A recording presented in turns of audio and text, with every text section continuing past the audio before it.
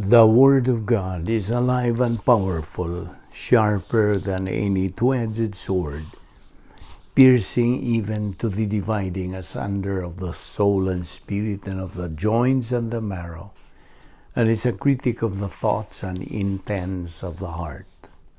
All Scripture is God-breathed and is profitable for doctrine, for reproof, for correction, for instruction in righteousness, that the man of God might be mature, thoroughly equipped unto all good works. Study to show thyself approved unto God, a workman that needeth not to be ashamed, rightly dividing the word of truth. 1 Thessalonians 5:24, He who calls you is faithful, who also will do it. Colossians 3:23-25, and whatever you do, do it heartily, as to the Lord and not to men, knowing that from the Lord you will receive the reward of the inheritance, for you serve the Lord Christ. But he who does wrong will be repaid for what he has done, and there is no partiality. Luke chapter 3, verse 10-11, So the people asked him, saying, What shall we do then? He answered and said to them, He who has 2 tunics, let him give to him who has none, and he who has food, let him do likewise.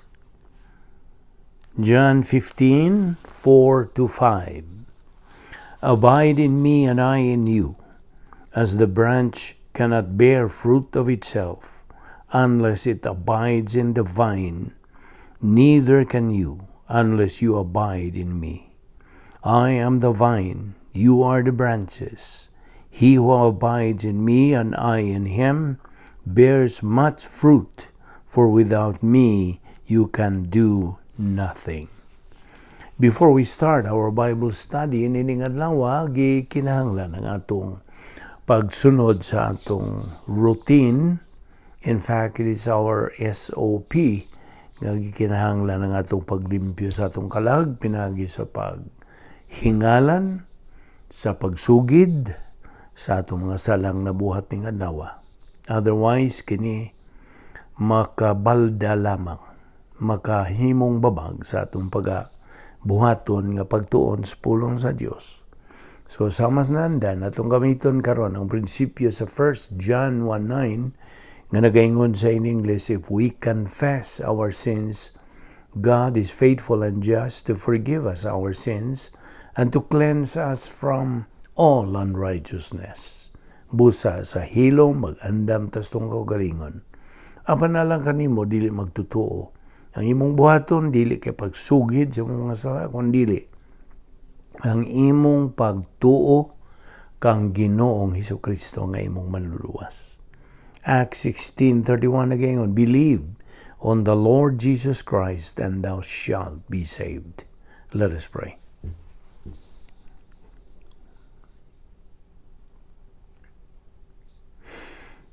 Bala na mga Dios, nagapasalamat kami kanimo nining lain sa mga adlaw nga imong gipadangat kanamo nga nagaginhawa pa kami, buhi pa kami nining lawas, ug askil pa ang among pagpanabot. Salamat sa grasya, O Dios, nga among gipahimuslan, although we do not deserve, dili man gani kami takos nga mabuhi papan umikan kay ang imong plano sa among tagsa kakinabuhi nagalihok pa man. Salamat ning among Bible study pinagi sa YouTube sa Balbido Evangelistic Ministry. Kining tanan among gipasalamatan sa ngalan ni Ginoong Hesukristo, among bugtong manluluwas. Amen. Maayong adlaw sa tanan natong mga igsoon diyan ni Kristo or fellow believers, ang atong mga subscribers. Kamong mga bag-o sa we welcome you. Aniya padayon kita karon nining atong giduputan sa pagtuon og taud-taud naman giuluhan kini nato og the doctrine of the supernatural life, ang pagtulunan sa kinabuhing dili kasagaran. Okay? So, aniya kita padayon sa atong biyaan, ingon nga magtutuong positibo ngadto sa pagtubo spiritually. Giawhag o kahagisugyot diha kanimo nga ikaw mupili ka og usa ka pastor nga magtutudlo alang sa imong pagtubo nga espirituhanon. You have to find your right pastor teacher. Okay? Now, diha sa Efesos 5:17, kini na kanayon. Busa ayaw kamo pagpakabuang, paningkamuti hinoon, nga masabtan ninyo ang kabubuton sa Ginoo. Now, ang Grigong pulong sa unwise, sabi ni Visayan, dili manggialamon, mao ang pulong afron. Ato naman ang gisgutan kagahapon, no? Apan, ato lang gihapon kining balikon. Afron, A-P-H-R-O-N, nga nakahulugan og to be without reason, to lack spiritual common sense. O usab ang Grigong pulong sa understand, pagsabot, mao ang pulong suiemi, S-U-I-E-M-I, o kini nakahulugan og to bring together all of the pieces of a puzzle. So, ang pagpahimutang sa mga pisa, putting the pieces sa kinabuhing espirituhanon, putting the pieces sa kinabuhing espirituhanon accurately together, kini usa ka mahinungdanong responsibilidad sa matang magtotoo. Atong mapupo kining mga pisaha, the pieces, pinagi sa atong pagtuon sa doktrina. Ato silang mapurma ug mahiusa, matapo nato kini sa dihang ato kini gamiton ngadto sa atong kinabuhi. Kinahanglan tas pagsabot kun unsa gyud ang gikinahanglan sa Dios nga angay tang tumanon ug dayon ato kanang tumanon. O karon nga nakaplagan mo na ang tukma nimo nga pastor magtutudlo, your right pastor teacher, imo na karong responsibilidad ang pagpamati kaniya. Kung ang imong pagsuwat sa imong notes, pagkopya ba sa iyang mga punto nga itudlo, o giawhan ka na sa pagka-aktibo nga tinunan, active learner. Dakong insulto nga to sa Dios kung mulingkod ka lang dito sa likod o mutagpilaw. At tulingkod sa front, sa tubangan, sa unahan. Aron ka makadungog ug maayo ug way makabalda kanimo. Paminaw gyud maayo. Learn, paningkamuti nga ikaw makakaton. Now, excuse me. Ang Dios, kung siya muna-una, dili pareha sa imong paguna-una. He does not think as you think. Gikinahanglan mo ang pagkat-on sa paguna-una sama ni Ginoong Hesukristo kung buot mong mo kinabuhi sa kinabuhing espirituhanon, spiritual life. Kaya ang Isaiah 55:8 ngadto sa 9 nagaingon, kay ang akong hunahuna dili sama sa inyong hunahuna. Excuse me. Ug ang akong mga laraw dili sama sa inyong mga laraw. Nag-ingon ang Ginoo. Kay sama nga ang kalangitan habog kay sa yuta. Ang akong mga laraw habog kay sa inyong mga laraw. Ug ang akong hunahuna kay sa inyong hunahuna. Abigo nimo, ang tao, kita bang mga tao, hunahuna magtawhan ng mga hunahuna, human viewpoint. Apan ang Diyos, hunahunag Diyos na hunahuna, natural, divine viewpoint. Ang tawhanong panghuna-huna, mag-ingon manggod o Pag binuutan lang, aron ka mahilangit. Apan ang Diyos nung pangunahuna, divine viewpoint, lain. Kini nag-iingon og tumuo ka kang Ginoong Hesukristo ug ikaw maluwas ug mahilangit ka. Kita nimo ang diferensya? You see, ang atong panghunahuna, our thoughts, nahidayag, meaning nag-reflect sa atong kinaiyang makasasala, old sin nature. While ang iya sa Dios nga pangunahuna nag-reflect sa iyang hingpit nga kinaiya, perfect essence. Ang Dios nagkanayon sa pag-ingon og ang akong mga pamaagi o mga laraw dili inyuhang mga pamaagi. Kaya ang Dios nung maayo, divine good, mao'y pamaagi sa Dios. Samtang ang tawhanong maayo, human good, mao'y iyahas tao nga pamaagi. Sabot? Klaro ba na? Karon, ang bugto nga matang sa maayo, the only good nga mapanalanginan sa Dios, ang bugtong matang sa maayo nga maggamit sa Dios, mao ang gitawag og Dios nung maayo, divine good.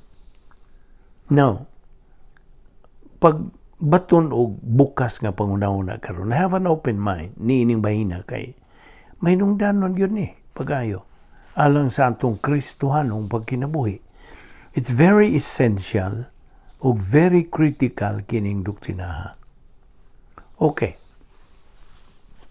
Ang divine good, Diyos nung ngayo, mao ang pagbuhat og usa ka hustong butang sa hustong paagi. Divine good is doing a right thing in a right way. Pananglitan, ang paghatag og salapi ngadto sa simbahan, ngadto ba sa mga misyonero ug mga evangelista, ang pagampo, ang pagsaksi, witnessing, ang pagtabang niadtong nanginahanglan og tabang, kining tanan mga maayo ug dalaygon man. Apan kung imo ka nang gibuhat nga wa ka mapun-i sa Espiritu Santo, you are not filled by the Holy Spirit, kana silang tanang mga binuhatan, mga maayo na, ha? Kining maong mga mayong binuhatan, may gitawag og tawhanong mayo, human good, nga dili madawat sa Dios. Samtang gina. Unsay gisulti sa Dios? Ang akong una-una dili sama sa inyong una-una. Ug ang akong mga laraw dili sama sa inyong mga laraw. Kaya ang akong mga laraw habog kaysa inyong mga laraw. As long as samtang magpadayon ka sa paghuna-huna sa imong mga una-una, di gyud kang makatupong sa plano sa Dios alang kanimo. Dili. Mo'y hinungdan nga gikinahanglan mo ang imong pag-usab sa imong paagis paghuna-huna karon nga usa ka na ka Kristohanon. Samtang gina. Gikinahanglan nimo ang pagkat-on sa directive will sa Dios sa imong kinabuhi. And you must do it. Ginahanglang imo kanang tumanon. Ang Filipos 2:5 nagakanayon. Angay ninyong batunan ang una-una nga gibatunan ni Kristo Jesus. Buot sa Dios nga muhuna-huna ka sa ginahuna ni Kristo sa iyang pagkatao, in His humanity, din His kalibutan. Niadto bang una niyang paganhi? First Advent. Og by the way, kana mao ang Biblia, ang huna-huna ni Kristo. Ang mga sulat, epistles, diyas bag-ong pakigsaad, nagahatag kanato og usa ka sumbanan, a pattern sa panghuna-huna ni Kristo, aron imo kining kopyaon o sundon sa imong kinabuhi. Ang gisulti diha sa 1 Corinto 2:16 mao kini. Sumala sa gisulti sa kasulatan, kinsay nahibalo sa una-una sa Ginoo, kinsay makatambag kaniya, apan nabatunan nato ang salabutan ni Kristo. Abi ko nimo, sa pagkatao ni Kristo, what I mean in His humanity, Gihikaw niya ang iyang kaugalingon. He deprived himself sa gahom sa iyang pagka-Diyos. Kinabubuton niyang gilimit. He voluntarily limited himself ngadto sa tawhanon niyang mga hiyas o mga kinaiya. Attributes. Sa tuyo, nga matuman niya ang plano sa Diyos nga Amahan. Sa ato pa, sa kinabubuton, iyang gihikling. He willingly set aside ang iyang gahom ug pribilehiyo ingon nga Dios aron sa ingon ni anak siya magpakamatay dito sa krus alang kanato. Kadi man mahimong sa ka Dios ang magpakamatay. You see? Una-una ka nagmayo. Pinsar-pinsara ka na. Busa magpakatao siya. Nahimo siyang tao. Sama ka nato. Aron sa pagpakamatay dito sa krus alang ka nato. Tiyaw mo ka ng desisyon na. Gagihimo ni Kristo tungod lamang gayod kay iyang kitang gihigugma. Matod pa sa Pilipos 2:8, nagpaubos siya o nagmasinugtanon hangtod sa kamatayon bisan sa iyang kamatayon sa krus. Higala, tutuki og maayo ang duha ka mga pulong ni ining bersikulo ha. Duha ka mga pulong nga naghulagway kang Ginoong Kristo ingon nga tao as man. Ang mga pulong nagpaubos ug nagmasinugtanon. Sa in English, humility and obedience. Ug dinha, imo makatunan, unsaon mo sa pag-awat, pagsundog kang Ginoong Kristo. How to be like Christ. You know what? Ang atong pagkat-on sa pangunahuna ni Kristo, musangko ra ba sa atong pagtubo ang Kristohanon? Ug by the way, ang pagunahuna nato sama ni Kristo, gikinahanglan ta ang pagbaton o pagpaubos. Humility.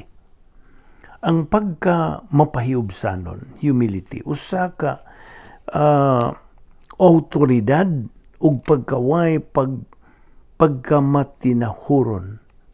O ako maliko na gudto kay nawatas passing. Ang pagka mapahiubsanon, humility, usa ka pagkamatinahuron og otoridad og pagkaway mapahitason. No arrogance. Kaya ang pagpaubos God, humility, usa kini kakahimtang nga naay pagkagaan, relax nga pangunahuna, nga mamunga og kapahulayan, rest. Sa laing bahin, ang pagkamapahitason, arrogance, usa kini ka pangunahuna nga mamunga og kasamok. Di lang kay kasamok, kaguliyang og pagkadiskontinto. Ingnon lang nato nas Bisaya.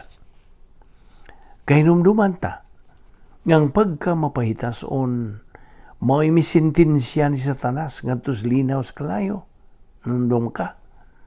Ug labot pagyud niya na, ang pagkamapahitason mao'y nakapaigi nila ni Adan ug ni Eva gikan sa hardin sa Eden. Nainomdom ka? Ang pagkamapahitason God, dugang pagyud niya na, musangpot og suliran ngadto sa Dios. It's going to lead toward trouble with God. Ang Dios, ang ngaitang hinumduman, nagapaabot kanimo isip iyang anak ug ingon nga sakop siyang harianong panimalay nga magbaton ka og pagpaubos. Sanglit nagsaad ra bagyod siya kanimo nga iya kang pauswagon pinagis imong pagpaubos. He promises to promote you through your humility. Now, paminaw nining pulong sa Dios sa giingon diya sa Santiago 4:6 o kininag-ingon. Apan ang grasya nga gihatag sa Dios daghan pa. Sumala sa giingon sa kasulatan, kaaway sa Dios ang mga mapahitason, apan maghatag siya grasya sa mga mapaubsanon. Kita nimo? Matudluan ang mapaubsanon. A humble person is teachable. Ang panang dili mapausanon o mapahitason nga tao, unsa? Dili ni siya matudluan. Abi ni mo diha si imong pagka mapausanon, imong maamguhan, nga wa gyud kay sarang mahimo nga mulampos ka unta, gawas sa mga pagsangkap sa Dios. Imong maamguhan, you will realize diya sa imong masaligon nga pagsabot sa pulo sa Dios, nga ang Dios mihimos tanan niyang mahimo, aron iyang sigurohon nga ikaw magmalipayon. Tiyan mo ka na, igsoon. Huwag yung ikatandi sa matinumanong pagatiman sa Diyos ka na to. Wala. Huwag yung bisagamay pagkapakyas ang pagsangkap ka na to sa Diyos. Ayaw kalimot. Nga ang gisulti sa Pilipos 4:19 nagaingon kini. Ug ang akong Dios magsangkap sa tanan ninyong gikinahanglan, sumala sa naghingapin niyang bahandi diyan ni Kristo Jesus. Sa laing bahin, moatubang kitang tanan, why exempted, moatubang kitang tanan og mga suliran, og mga pagantos. Sakto? Well, matud pa diya sa Job, Kapitulo 5, versikulo 7, apan ang tao gihimugso aron magdalag kasamok sa iyang kaugalingon, sama sa aligato nga manglupad gikan sa daob. Job 14:1 naingon usab, ang kinabuhi sa tao mubo ug puno sa kasamok. Yes, tinuod yun na. It's true nga moabot ug mosunod pagyod sa atong kinabuhi ang mga kasamok. Sa giingon diha sa Job 14:1, mubo og puno sa kasamok ang atong kinabuhi dinhi sa kalibutan. Apan paminaw. Paminaw ba ini? Ang Dios adunay giandam alang kanato nga mga paagis pagsulbad og suliran. Mao na itawag nato problem-solving devices. Ug kining maong mga pamaagi gimugna sa Dios alang sa pagsulbad sa matag usata kasuliran o kasamok. Sa atong pagpaubos, atong nailhan ang pagkahingpit sa Dios. Ug ato sang nailhan ang atong imperfections. Ug busa, di na ta magpaluma-luma og suway sa pagsulbad sa atong kaugalingong mga suliran.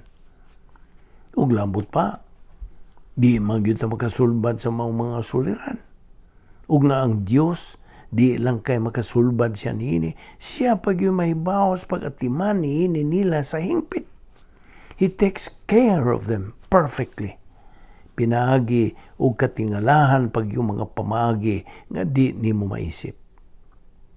Imong gituuhan ang iyang saad nga siya ang magasangkap sa tanan mong mga panginahanglan sumala sa naghingapin niyang bahandi diha ni Kristo Jesus.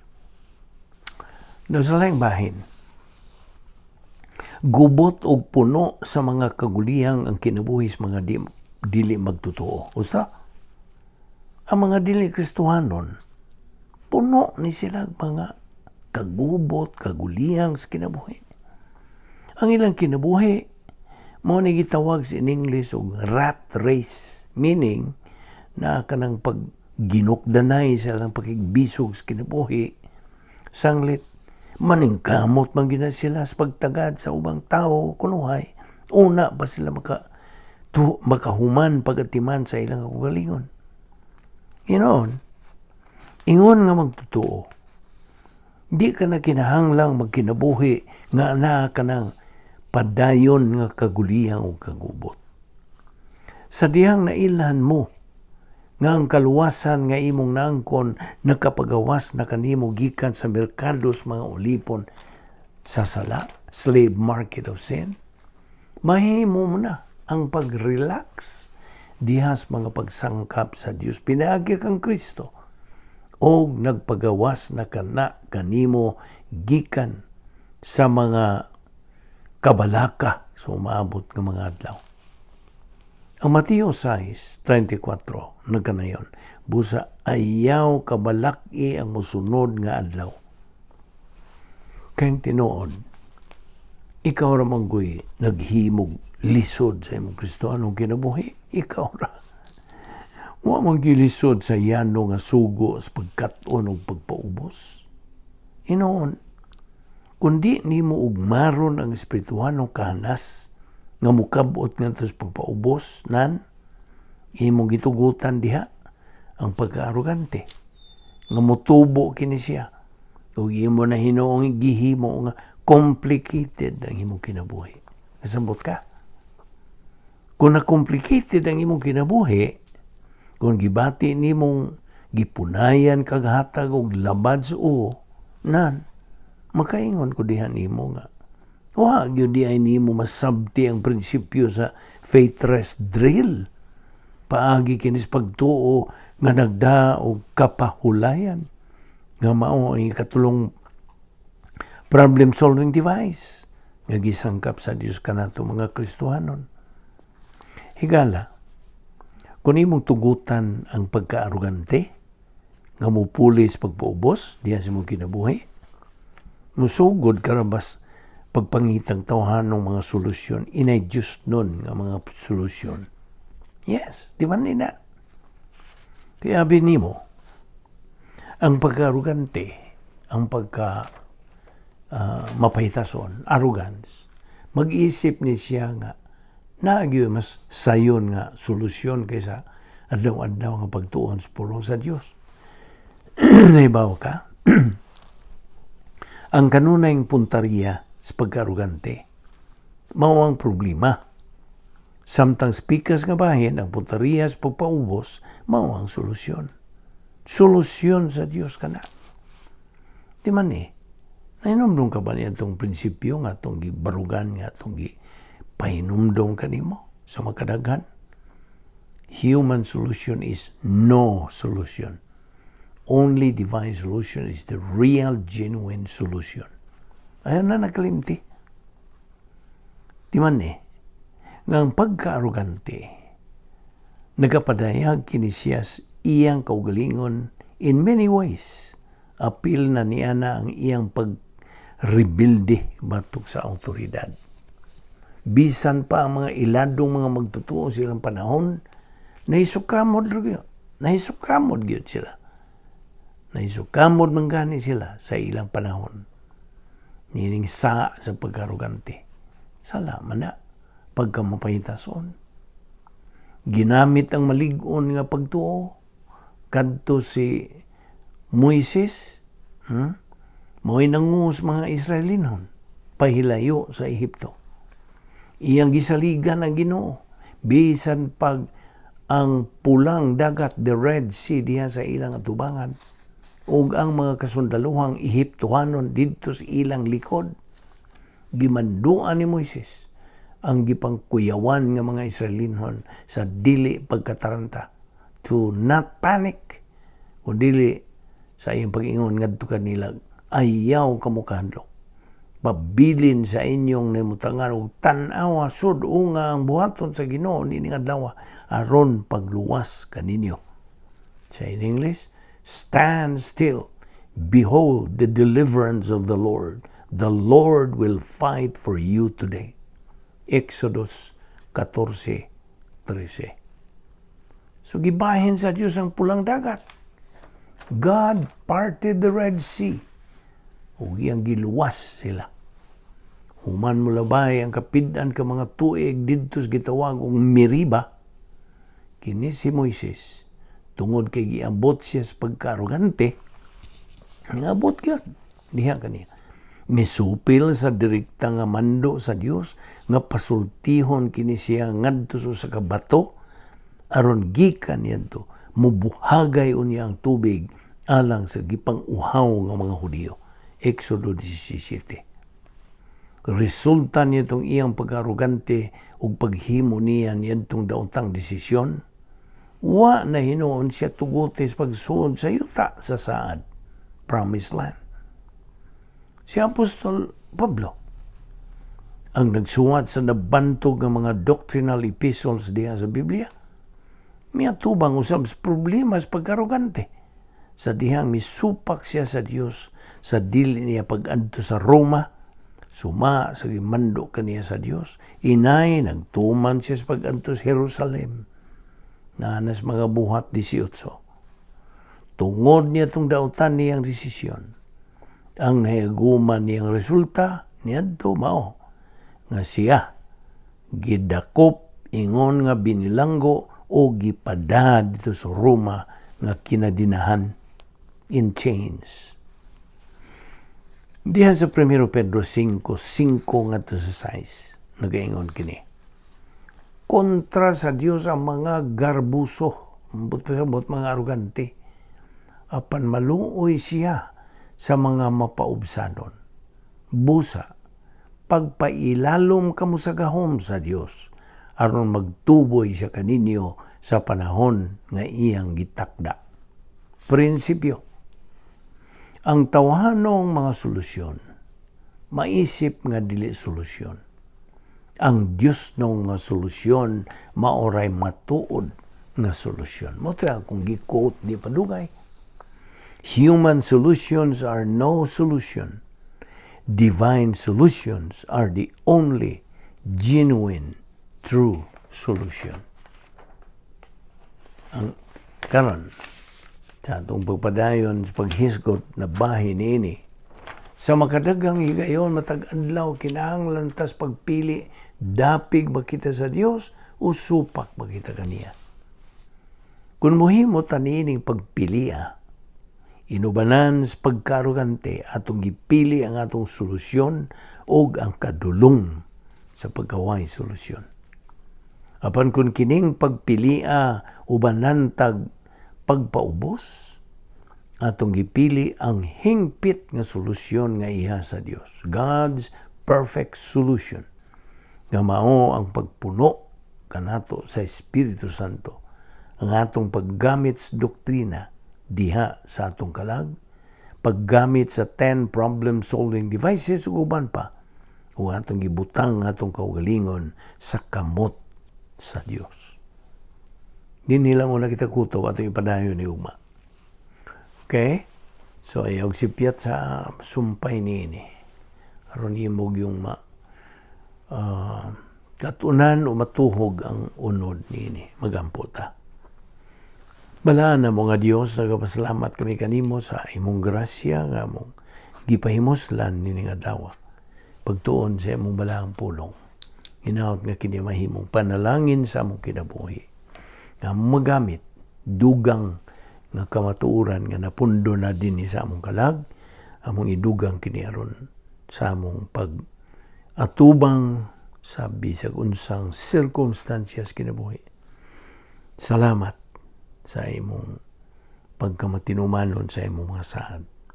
Salamat ni among Bible study through the YouTube of the Balbido Evangelistic Ministry. Panalangini kini, gamita kini o Dios in a mighty way o sa sumala sa imong kabubuton.